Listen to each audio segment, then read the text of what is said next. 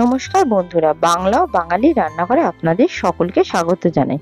Share করে নেব নিরামিষ মোচার ঘন্ট। রান্নাটা শুরু করার আগে যারা চ্যানেলটা এখনো পর্যন্ত সাবস্ক্রাইব করেনি, প্লিজ চ্যানেলটা সাবস্ক্রাইব করে দেবেন আর তার সাথে লাইকও একটা করে দেবেন ভিডিওটা ভালো লাগলে। এখানে আমি তেল নিয়ে নিয়েছি, সর্ষের তেল। কড়াইতে এবার তেলটা গরম হয়ে গেলে এর মধ্যে দিয়ে দেব তেজপাতাকে ভেঙে, আর দিচ্ছি 1 চা চামচ গোটা জিরে। বা একটা সুন্দর জিরে থেকে গন্ধ বেরোলে এর মধ্যে দিয়ে দেব কেটে রাখা আলু। আলুটাকে আমি ছোট ছোট করে চৌকো আকারে কেটে নিয়েছি। আলুটাকে প্রথমে ভালো করে ভেজে নেব। গ্যাসের ফ্লেমটা কিন্তু আমি হাইতেই রেখেছি। আলুটায় হালকা কালারটা চেঞ্জ হয়ে গেলে এর মধ্যে দিয়ে দেব মোচা। মোচাটাকে কিন্তু আমি আগে থেকে সেদ্ধ করে রেখেছিলাম। এটাকে কিন্তু একদম জল ঝরিয়ে ঝরঝরে করে শুকনো করে রেখেছিলাম। সেই মোচাটাকে এবার দিয়ে দিলাম কড়াতে। গ্যাসের ফ্লেম হাইতেই রেখেছি। ভালো করে এবার আলুর সাথে মোচাটাকে নেড়ে নেব। নাড়া হয়ে গেলে এর মধ্যে দিয়ে দিলাম 1 চামচ আদা বাটা। আদা বাটা দেওয়ার পর ভালো করে নেড়ে নিচ্ছি যতক্ষণ না কাঁচা গন্ধ চলে যায় আদার। কাঁচা গন্ধ চলে গেলে প্রথমে দিয়ে দিলাম জিরে গুঁড়ো, আর দিলাম ধনে গুঁড়ো, আর দিয়ে দেবো এর মধ্যে হলুদ গুঁড়ো আর চিনি। দিলে মোচার টেস্ট আরো বেড়ে যায়, খেতেও কিন্তু খুব সুন্দর লাগে।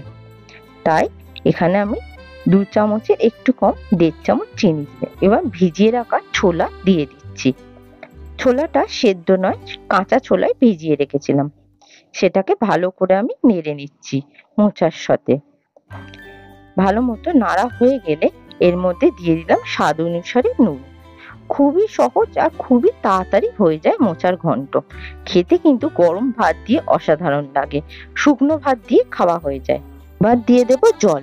জলটা দেব আলুটা ছোলাটাকে সেদ্ধ করার জন্য। মোচা তো অলরেডি সেদ্ধই আছে, খুব বেশি জল দেওয়ার দরকার নেই। গ্যাসের ফ্লেমটাকে হাইতে করে নেব। একবার ফুটে গেলে তারপর চাপা দিয়ে ভালো মতো সেদ্ধ করে নেব। সেদ্ধ হয়েছে শুধু না, জলটাও একদম শুকিয়ে গেছে, আপনারা দেখতেই পাচ্ছেন। এবার ভালো করে নেড়ে নিলাম ঝরঝরে করে। এবার উপর থেকে দিয়ে দিলাম গরম মশলা গুঁড়ো, আর দিয়ে দেবো ঘি। ঘি দিলে আর গরম মশলা দিলে মোচা ঘন্টের টেস্ট কিন্তু দ্বিগুণ হয়। ঘি দিলাম এখানে 2 চামচ।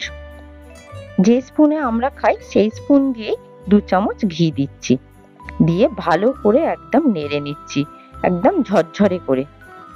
একটুও জল নেই, আর একদম শুকনো শুকনো গরম ভাত দিয়ে খেতে কিন্তু এই মোচার ঘন্ট অসাধারণ লাগে। আর এটা কিন্তু নিরামিষ মোচার ঘন্ট রেডি হয়ে গেছে। প্লেটেও সাজিয়ে নিয়েছি।